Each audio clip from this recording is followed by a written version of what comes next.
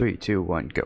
Welcome to Red Kingdom Sports, and today we are going to discuss Sunday Night Football. And exactly 1 week after I thought it was a good idea to do all the primetime games separately, especially for Thursday and Monday because they were, not on Sunday, obviously. This game made me really regret the decision to do all the primetime games and the Chiefs game separately because this game was absolutely terrible.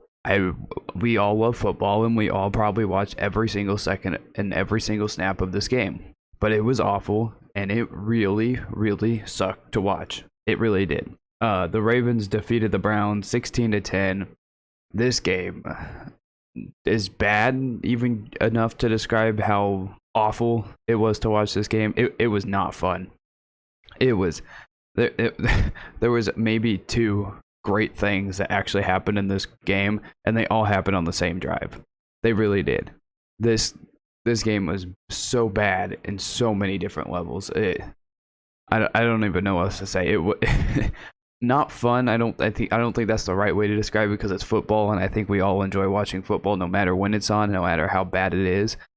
But it's just the level of play was just so bad. Now, the defense is balled out completely in this game, and some people say watching defensive football is actually fun, and I mean, and to a certain extent, it is. But the way I like to watch defensive football is a great example on a college game that I watched on Saturday, the Oklahoma State game, where there's good offense, there's some defense, and a great defensive game is whenever the defense makes the biggest play of the entire game on the last play of the game. I find that kind of defensive play to be the most fun. I mean, an entire game dominated by defense, I'm sure would be fun, but when the quarterbacks are playing at such a poor level, and like they were in this game, sometimes defensive football is not fun, and it's just frustrating to watch to see how bad these quarterbacks were playing in this game. And it wasn't just the quarterbacks, the teams. It felt like at parts of this game, neither team wanted to win. Now, like I said, the defense is balled out. You had Patrick Queen, Marlon Humphrey, all those guys for the Ravens. They were trying hard. You had Clowney, you had Myles Garrett. They were playing their tails off. Like the defensive guys for both of these teams were just playing their tails off. Like there's nothing you can take away from these defenses. Now, at the end of the game, you could probably take something away from the Browns defense because they couldn't get off the field. There's just something about this season where I've seen like 4 or 5 games recently where the team with the lead gets the ball back with like 6, 7, 8 minutes left, and then they just drive down the field and hold the ball the rest of the game. It happened to the Lions on Thanksgiving. It happened to the Buccaneers when they played Washington. It feels like it, and those are the only two that came off the top of my head, but it just feels like it's happening way too much recently. And before I continue on, I want to give a shout out to somebody on Twitter. His handle is @MarlonPlaysALot, and he's the one who gave me the idea to make the other video, the Colts and Buccaneers separate review, just because of how crazy that game was.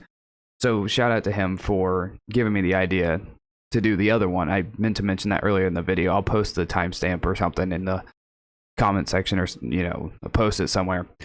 But yeah, back to this game. It was really bad. I think there was a time I can't even. But before we get into that, let's look at the beginning of the game. I think it was still in the fourth quarter, or the first quarter. That fourth down BS that was happening in the fourth quarter, or not the fourth quarter, on fourth down.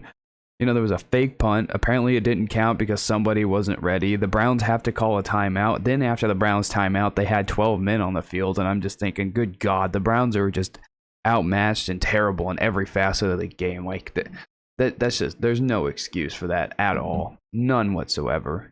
Like how do you call a timeout and then still have 12 men on the field? Then that gave them a first down. The Ravens a first down. I think that led to a field goal or a touchdown. I think it led to a field goal on that drive, which Justin Tucker is the most automatic kicker in NFL history. Like there's no doubt about that. But yeah, that whole debacle was just an absolute joke. That was not fun to watch. That kind of set the tone for how this game was going to go the entire night, and you could just tell that it was not going to be a beautiful game for anybody on either side. So yeah, that first quarter, and then the first half was just absolutely insane. Like the final 5 or so minutes, something like that, was just absolutely crazy. There was just turnovers galore.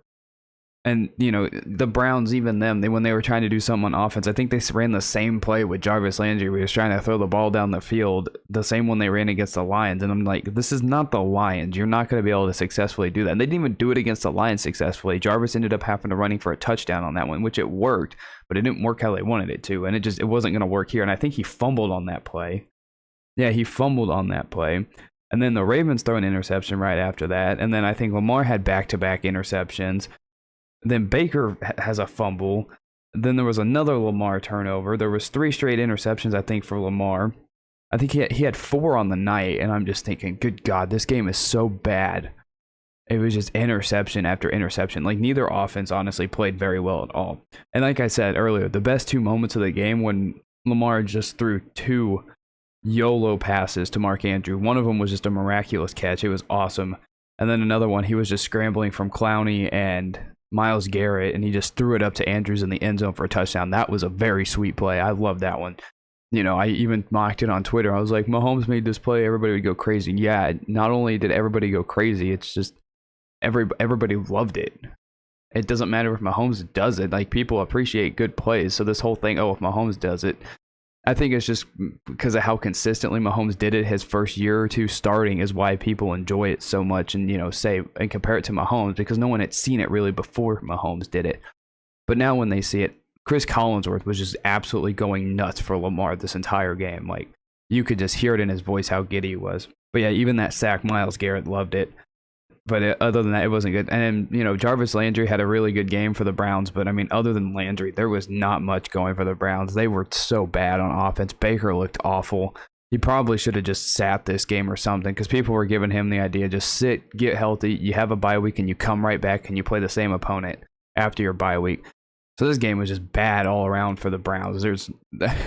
It's really hard to give an opinion when all you see is complete bad. Like, bad just describes how the Browns played. The Ravens really weren't much better. They had like one good drive all game. I mean, the Browns did have a nice drive, the touchdown drive, which caused controversy, which people are like, that's not a catch. And I'm like, well, you can't, like, if they ruled it an incomplete pass and then they reviewed it, it would stay incomplete. If they ruled it a touchdown like they did, it was going to stay a touchdown. You couldn't overturn that no matter what you called.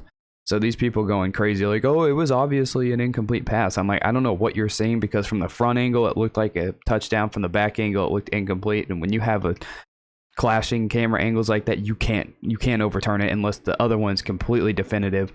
So I don't know what people were upset about. That was clearly not a touchdown. And this game clearly was not fun. And as I mentioned earlier in the video, shout out to Marlon Plays a Lot, I believe, on Twitter. That was his handle. He's the one who gave me the idea. I hope no one ever has an idea of playing a game this bad again. I don't know why this was a Sunday Night Football game. This is what I thought last week's Sunday Night Football game between the Chargers and the Steelers was going to be. But that one turned out to be what this one honestly could have been. So, yeah, I don't know. Football has been weird all season long. I will have another video up probably tomorrow about the Bengals and Steelers game separately in a view, and then just my thoughts about the rest of the games from week 12. So yeah, that's my review of Sunday Night Football. Thank you guys so much for watching. Thank you guys so much for listening, and I'll see you in the next one.